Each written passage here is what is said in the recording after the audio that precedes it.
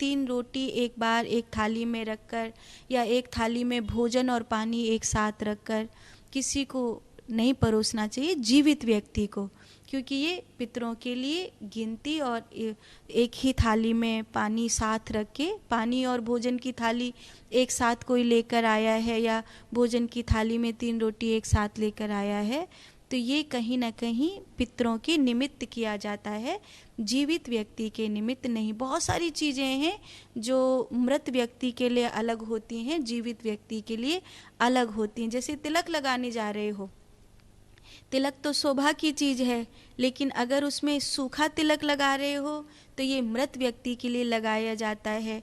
उसमें जल डालकर गीला करके लगा रहे हो तो वो जीवित व्यक्ति के लिए लगाया जाता है। ऐसे ही रोटी की संख्या में 3 रोटी नहीं करनी चाहिए। कोई अगर 3 की ही गिनती हो रही है तो उसमें से आधा टुकड़ा आपको तोड़ देना चाहिए, या घटा दो या फिर बढ़ा दो, ठीक है।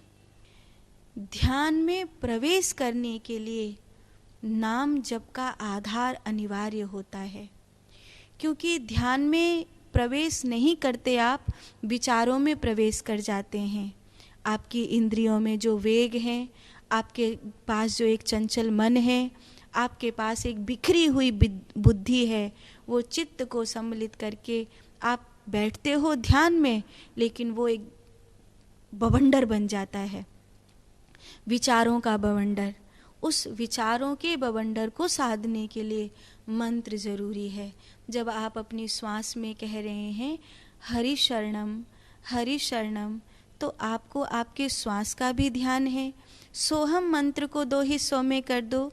जब भीतर श्वास जा रही है तो शिव की गूंज है, और जब बाहर सांस जा रही तो अहम की गूंज है। माने मंत्र के 2 भाग एक ही श्वास में जब प्रयोग होते हैं तो मन को चंचल होकर इंद्रियों का साथ मिलना कठिन हो जाता है और बिखरी हुई बुद्धि शांत होती है। नहीं तो पता पड़ा बनने गए चौबे और रहे नहीं दूबे भी।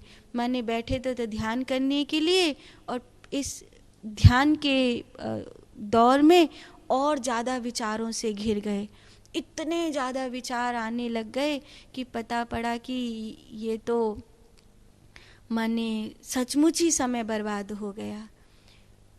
ध्यान मन की चुप्पी, एक ऐसा मौन जिसमें इंद्रियों का कोई विकार नहीं होता, एक ऐसा मौन जहाँ बुद्धि का कोई बिखराव नहीं होता, जहाँ चित्त एक ठहरे हुए जल की तरह शांत होता है। अप दीपो भव, मैं अपनी रोशनी से प्रकाशित होता हूँ, वो ध्यान है। अगर उस ध्यान में प्रवेश नहीं मिल रहा है तो उस ध्यान में प्रवेश के लिए सुमिरन, नाम जप, विधियाँ, सत्संग, सेवा, ये सब जरूरी है। सेवा, सुमिरन, सत्संग, नाम जप के बिना आपका ये पागल मन आपको उल्टा पागल बना देगा, ध्यान में प्रवेश नहीं करने देगा। स्वदेशी, स्वावलंबी बनो। भारत का धन भारत में रहे। जो वेबसाइट ऑनलाइन बिजनेस करके अरबों खरबों रुपया भारत का विदेश में पहुंचा रही हैं, उन ऑनलाइन वेबसाइट को, ऑनलाइन ऐप्स को बंद करो। स्वदेशी, स्वावलंबी बनो। दूसरा, 140 करोड़ के इस भारत देश में लगभग 60 करोड़ हिंदू हैं। इन 60 करोड़ 70 करोड़ हिंदुओं के मन में एक संकल्प उठना चाहिए कि हम किसी भी गैर हिंदू से न कुछ खरीदेंगे, न कुछ बेचेंगे, न किसी गैर हिंदू के घर काम करने जाएंगे और न किसी गैर हिंदू को काम करने के लिए बुलाएंगे।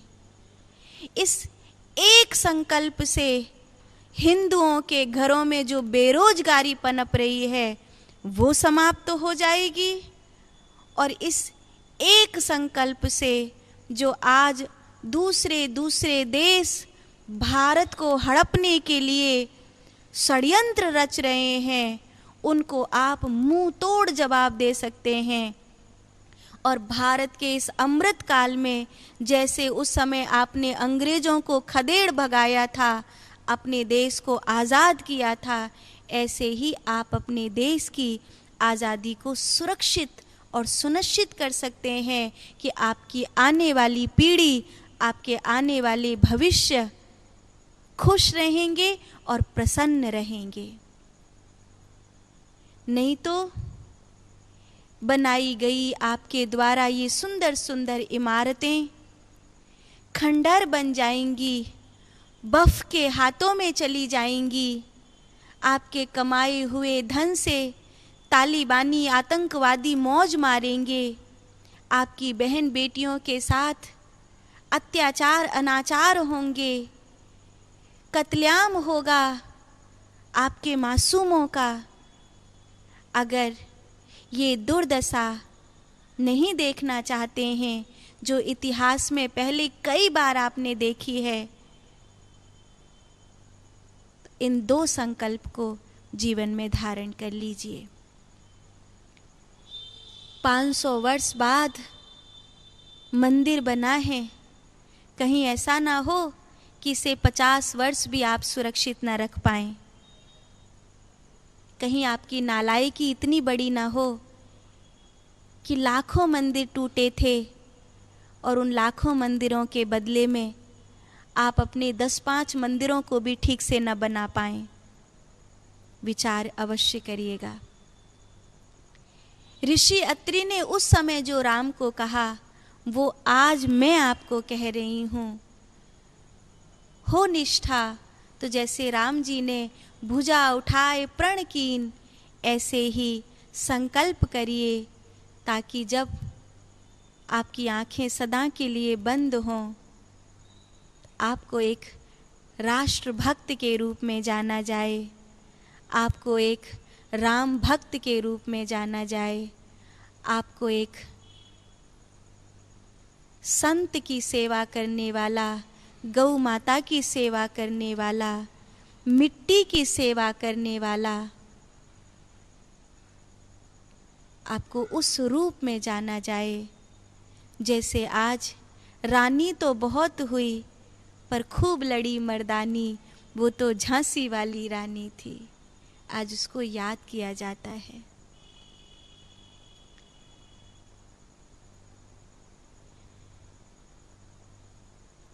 चंद्रशेखर आज़ाद आज़ाद ही जिएंगे, आज़ाद ही मरेंगे नारा लगाया करते थे। अंग्रेज़ों ने जब उनकी हत्या कर दी तो किसी ने व्यंग मारते हुए उसकी बूढ़ी माँ से कहा, बेचारी चंद्रशेखर आज़ाद की माँ देश के आज़ाद होने पर भी गोबर के कंडा पात कर, झाड़ू लगाकर, बर्तन मांजकर अपना पेट पाल रही थी। लेकिन जैसे ही किसी अंग्रेज के गुलामी की मानसिकता से भरे हुए हिंदू ने, जो सेक्युलर था शायद, कम्युनिस्ट था शायद, उसने उस डोकरी को टवंट मारा कि देखो इसके लड़के को अंग्रेजों ने मार दिया, इसीलिए गोबर के कंडा थाप थाप कर गुजर कर रही है। तो वो जो दिन भर बर्तन मांजती, सूखी लकड़ी बेच आती, गोबर के कंडा थाप लेती, वो जो अपना पेट पालने के लिए संघर्ष कर रही थी, उसकी आंखों में चमक थी और उसने सिर उठाकर कहा, मेरा लड़का इस देश के लिए शहीद हुआ है, वो मरा नहीं है, वो बलिदान हुआ है आज़ादी के लिए। बस अपने पीछे इस चमक को छोड़ करके जाना, तो अत्रि ऋषि का संदेश जो उन्होंने राम जी को कहा था वो सफल हो जाएगा।